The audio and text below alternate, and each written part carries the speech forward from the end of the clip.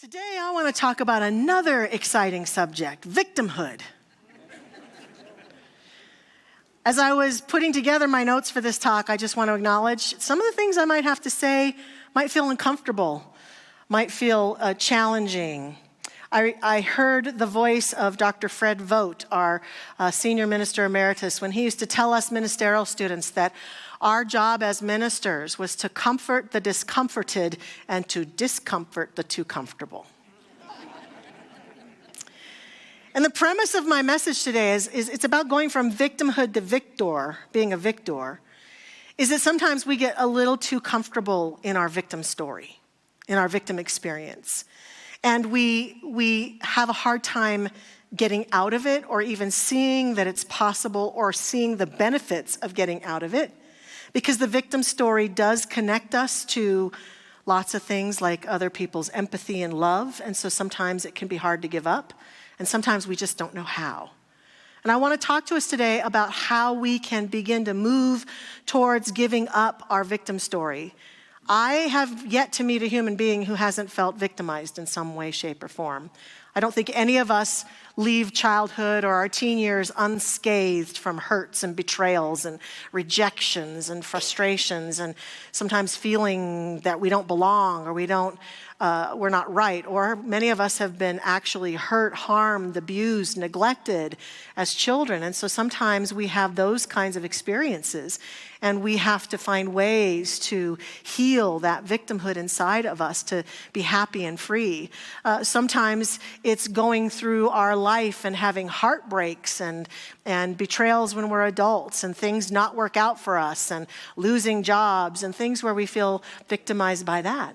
The divisiveness in our politics in our country, I know for years, no matter what political party's in charge, there's always a group of people choosing and feeling victimized by the other party and concerned about what the other party's doing and lots of conversation. That divisive conversation is always a victim conversation, and it's happening right now as people are imagining even the future victimization that may show up under the current administration. And so there's lots of charge about that. And sometimes there are those of us who just are frustrated and feel victimized by the grumpy buggers who wander the world and just aren't very nice people, right? No matter how we slice it and dice it, there's always a reason to feel that somebody is putting us down or is not seeing the truth of us or treating us badly or might treat us badly in the future. And so we are challenged to move through that victim consciousness because it serves us so much when we can let it go. I thought a lot about, well, why does this happen? And I'm not sure knowing why it happens really helps, but I know that some of our theories about why it happens includes that we're just unlucky people in the wrong place at the wrong time. We've got a whole narrative in our world that there's this God out there that is either doling out lessons or is treating people badly depending on his opinion of them. We've got theories about karma that go through various faith traditions and even an element of it here in our teaching that if I do something wrong, then something wrong's going to happen to me. Or if I wronged you in the last lifetime, then you get to wrong me in this lifetime. And that's somehow some of the ways we've explained it. And even the notion that we're on a soulful journey. And I tend to kind of lean into that one, that we truly are these big souls, deep, profound, connected always to the divine, and experiencing a lot of our human experience while always being deep spiritual beings. The whole victim circle of getting all caught up, and I see it like a circle because we get caught in this cycle of a story or of an experience, and it becomes the way we see things, and we make stories up about who's not loving us and who doesn't like us and who's treating us badly, and that's all in that human realm. And it's a valid story for humans because we certainly have had people do us wrong, treat us badly, not be kind, hurt us and harm us. And there's a gap often between that story that we're spinning around and we live in and the true nature of our soulful experience.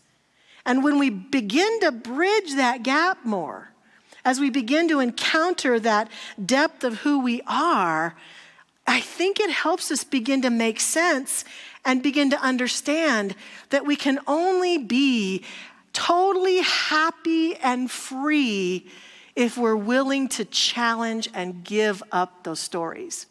Now, have a disclaimer in that conversation, because to challenge and give up those stories doesn't mean we just bury them, pretend they never happened, turn away from them. I'm fond of remembering us that this is not a teaching of denial. This is not a teaching that says, if you've been hurt, just don't worry about it. Don't worry about it. Just have a happy thought. This is not a teaching that says if we've been abused, neglected, harmed in some way, that we just ignore it. And we don't ignore it here in our community. We want to support people. And the work about victim story begins as we understand that we have to move through it. We have to move through the experience and through the story to be happy and free. And that requires us to master the art of looking right at it. This is what happened. This is how I felt. This is how I feel about it. To even be angry and upset about whatever has occurred or is occurring is natural, and we are not required in any way to let that go. I love what the wise Maya Angelou has to say about this. She says, "You should be angry. You must not be bitter." Bitterness is like cancer. It eats upon the host. It doesn't do anything to the object of its displeasure. So use that anger. Use that anger. Write it. You write it, you paint it, you dance it, you march it, you vote it. You do everything about it. And we allow ourselves to move ourselves through it, to shepherd and steward ourselves through our victim consciousness. What we've tended to do many times is just stick it. Right there. It's in our consciousness. It's who we are. It even becomes a part of our identity. And then we find it so challenging to live our greatest life. A number of years ago, I had a really good friend, a girlfriend for many, many years. I would say probably my closest girlfriend. And we got into a place in our relationship where we were not seeing eye to eye about things at all. And there were ways that she was mad at me for letting her down and not loving her enough and not caring for her, not being there for her. And I was mad at her for the same thing. And we were going back and forth about it. And the last communication I got from her was, "I never want to talk to you again." And it broke my little heart. It just broke my heart. I spent days crying about this friendship, the loss of this friendship, the pain that I knew she must be in, the pain I knew I was in. I even, right as it happened, I came to a service here that our young adult ministry was putting on. And in the service, we were invited to come forth and put something, I don't even remember what, into a container. And I walked forward crying and snotting and snorting the whole way up. Just so brokenhearted. And my husband, Ken, was so supportive, and other friends were supportive, and my mom was supportive. And I did exactly what Maya Angelou said. I wrote about it. I journaled about it. I prayed about it. I talked to my practitioner about it. I danced it out. I shared my anger. I shared my pain. And all of it was something that I had to let myself do so that I could move through that feeling, because I felt like a victim, and I know she did too, to move through that place where I could eventually look at her and take a deep breath and wish her well and let her go and move on with my life and take it day by day by day. And it took intention. Because what I knew is that if I continued to harbor that story where I could, and I haven't told the story of this friendship for a long time. That's what we do sometimes with our victim stories. You'll never believe what happened to me, right? And then we tell everyone, you'll never believe it. Oh my God. And I chose to tell the story, but I chose to tell it consciously and conscientiously to those who would witness me and help me walk through it to healing. Wouldn't get down in the mud with me and say, oh my God, she must be a horrible friend. How could you have been friends with her for all that? No, I didn't want that. I didn't need that. I needed to heal. I needed to move on. Our founder, Ernest Holmes, tells us nothing can happen to us that doesn't happen through us. So here's the deal. Here's the crux with the creative process. When we continue to hang on for too long to the victim stories, there comes a point where we've processed it, we've dealt with it, we're getting to center, which I did with my friend. I got to center, and then I knew it's time to let this go, because I knew that if I didn't, it's lodged in my consciousness as a part of my identity. And then every relationship that I have and every relationship that I form and fashion from then on has within it, hi, my name's Michelle, and I'm a victim of a friend who hurt me and broke my heart. Would you break my heart too, please? At the subtle level, the energetic level. I never say it out loud, right? Don't have to say it out loud. I'm just attracted to people who will then continue to break my heart over and over and over again. When I heal it, when I let it go, when I'm free of it, I can attract something greater for myself. And I believe that we can be freer. So how do we get about doing that? Well, I have an acronym today. I haven't used an acronym for a very long time, so don't give me a hassle for copying Dr. Roger. My acronym is FLY, F-L-Y, FLY. And the first letter of the acronym is for forgiveness. I'm going to guess we all probably understand that when it comes to the first step, when we're really ready, we've marched through the pain and we've talked about it, and there's this part of us that goes, okay, it's time to get on with it. Because no one can tell you when it's time to get on with it, not even me. I don't have a right to come to you and say, hey, it's time for you to let that go now. You've been talking about that for 2 days. Get over it. No one gets to do that. We all have to walk through it. But when we start to understand the benefits, then we get to say, okay, I'm going to move through it with the intention of facilitating myself and getting help and support so that eventually I'm ready to fly. And I know that when I'm ready to fly, I got to forgive. I got to let go. There are so many ways to forgive, so many classes and methods of forgiving, and a huge part that I want to highlight today for me of the forgiveness journey in my lifetime that supported me, especially with childhood issues, is that I was able to really let go when I put myself in the shoes of that person. When I took some time to ask myself, if I were where they were, can I promise myself I wouldn't have done what they did? And most of the time I can't. I cannot 100% ever convince myself or anyone else that if I was in that position, I wouldn't have done the same thing. Now, we get arrogant about it, don't we? Part of our resentment and our victim story is, well, if I was in their shoes, I would have never done that, right? And it behooves us to kind of let that go. To say, I'd like to think the best of me. I'd like to think that I would never hurt someone like that I would never take advantage of someone like that.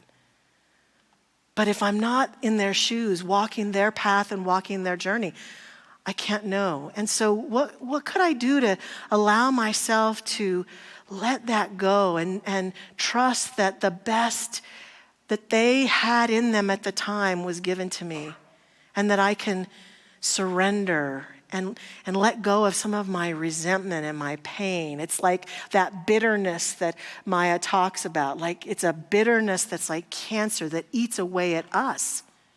And a huge part of this ongoing journey is just understanding that humanity is constantly doing things that we don't approve of and that we don't like, and even doing things that appear to harm us or appear to make our lives more difficult.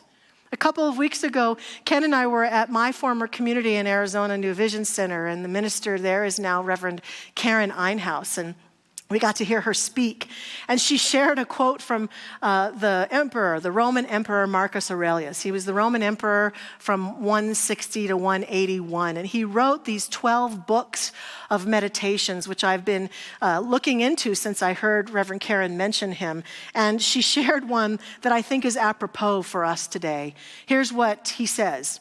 When you wake up in the morning, tell yourself, the people I deal with today will be meddling, ungrateful, arrogant, dishonest, jealous, and surly.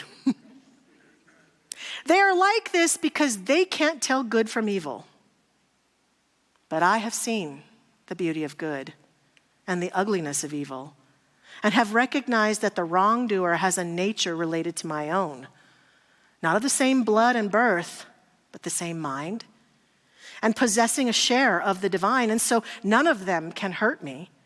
No one can implicate me in ugliness, nor can I feel angry at my relative or hate him. We were born to work together like feet, hands, and eyes, like the 2 rows of teeth, upper and lower. To obstruct each other is unnatural. To feel anger at someone, to turn your back on him, these are unnatural. I think Aurelius is talking about that part of us, that deep spiritual part of us that understands that it's always the burden and the blessing of our soul's journey to be willing to seek and discover and reveal and allow to come through us that love for other people, no matter what they've done, no matter who they've been, no matter how they are. And that we can only be happy when we do this, as Jesus mentioned when he said, love thine enemy, because this is our truest nature. So we forgive for the sake of us and for the sake of humanity. And then the second letter in the acronym is L, and I say that's for learn. Every betrayal in my life, every experience I've had where I felt victimized, I have learned so much from those.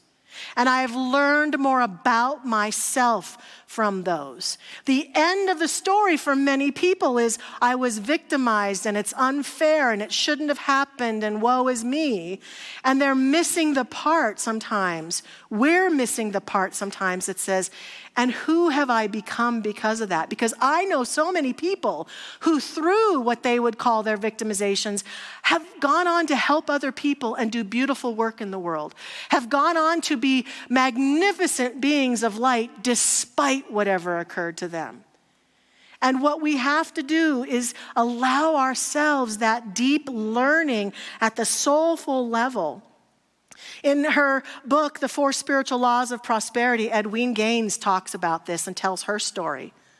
Her story as a young girl, she was sexually molested and abused, and she talks about how she led with that story. Carolyn Mays also talks about how we tend to lead with our darkest story. We tend to lead with our pain, and how that doesn't serve us. And Edwene was doing that, and she was going to classes in a spiritual center, and every week talking about her victimizers and her abuse and all of this. And she says one day as she was sharing once again about it, the instructor said, listen, toots.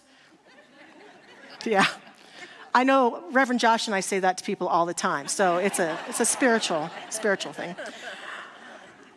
He said, this victim stuff has gone on long enough. It's really a drag and it's boring the tears out of the rest of us.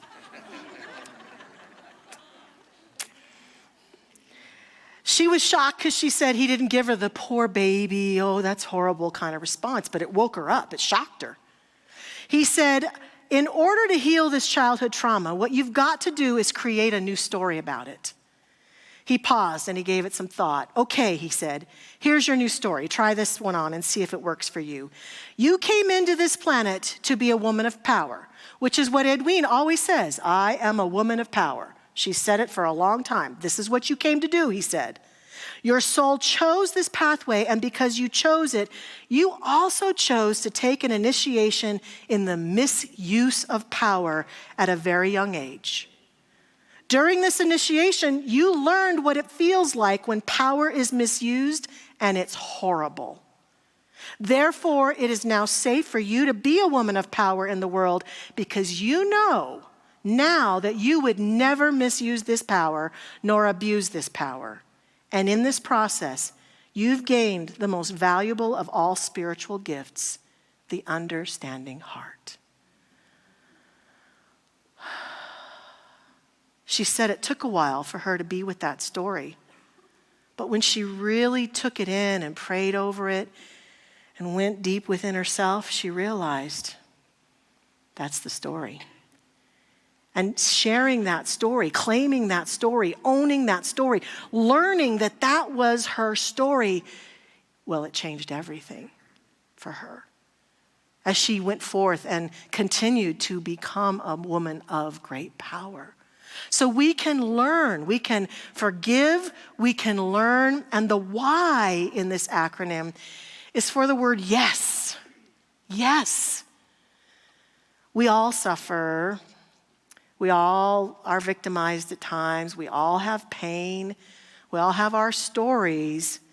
Yet, as we forgive and learn, we can develop a spiritual depth and comfort that can lead us through those moments. And we can say yes to our deepest self as our guiding force, and yes to our divine nature, and yes to God in us and as us as we face the challenges of our life from the past, the present, or the future. Well, I've often thought so much about the civil rights movement and how the ideas of nonviolence have no space in them for being a victim. They're all about nonviolent resolution. And the great Martin Luther King Jr. I love what someone wrote about him that I found online, and they said he faced many hardships, but he never adopted an identity of victimhood. That's what we're talking about here. Are we adopting an identity of victimhood about anything going on in the world or anything that has gone on? They said instead he believed in nonviolence and reconciliation and that suffering for a cause could be redemptive. In 1958, he sat in a department store and he was signing books. He was signing his Stride Toward Freedom book. And a mentally ill black woman came in and said, "Are you Martin Luther King?" And he said, "Yes." And she stabbed him with a letter opener right into the chest. He was rushed to the hospital and surgery took place. And the next day, he was told that that letter opener had gone right into his chest at the right place, that if he had sneezed, it would have punctured his aorta and he would have been dead. And it was an awakening moment for him in many, many ways, to feel that sense of someone coming after you and wanting to kill you like that. And he wrote about it later, and I loved what he said, because he said, if I demonstrated unusual calm during the recent attempt on my life, it was certainly not due to any extraordinary powers that I possess. Rather, it was due to the power of God working through me. Throughout this struggle for racial justice, I have constantly asked God to remove all bitterness, there's that word again, from my heart, and to give me the strength and courage to face any disaster that may come my way. This constant prayer life and feeling of dependence on God have given me the feeling that I have divine companionship in the struggle. I know no other way to explain it. It is the fact that in the midst of external tension, God can give inner peace. In the midst of external tension, God can give inner peace. And just like Reverend Martin Luther King, we have to be willing to take that in, to allow this presence to give us that inner peace. We have to be willing to fly, to forgive, to learn, and to say yes to it. And I invite us to do that this week, to take a story or some stories from our life and free ourselves in this profound way. And indeed, for our closing prayer today, there's a process. I'm teaching the Powering Your Decisions class right now. And there was a process in class 5 that our class did. And when we talked about it, and I shared with them about this talk, we all decided it was a beautiful inner process, a mindfulness process that we'd like to offer today as part of the prayer. And so I invite you to sit back and relax. I invite our practitioner prayer partners to stand with me if they'd like. And I remind us all that our practitioner prayer partners will be down front after the service. Please come forward and let yourself be blessed with prayer about anything that is bothering you or anything that you want to create more good in your life. They're here to help you do that. And for now, I invite us to close our eyes, to go within, and just begin to breathe in the very breath of life. And allow ourselves to feel that comforting presence that Dr. King talks about, that love that God is, that comforts and surrounds and enfolds everything and everyone. And as we feel that comforting presence, we allow to come to mind a situation in our life that feels difficult, that is causing us stress. Could be a situation we feel victimized by, powerless about. As we call the situation to mind, I invite us to see if we can actually feel that stress and emotional discomfort in the body and identify where it might be. Is it in the lower back or is it in the chest? Just notice it.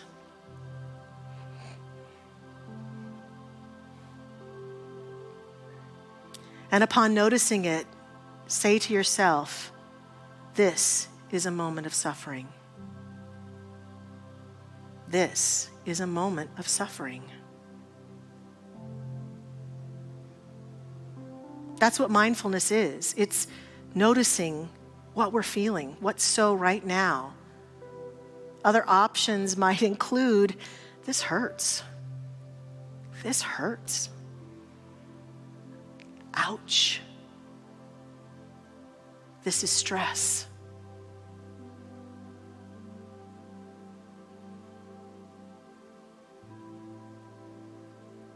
And now say to yourself, suffering is part of life.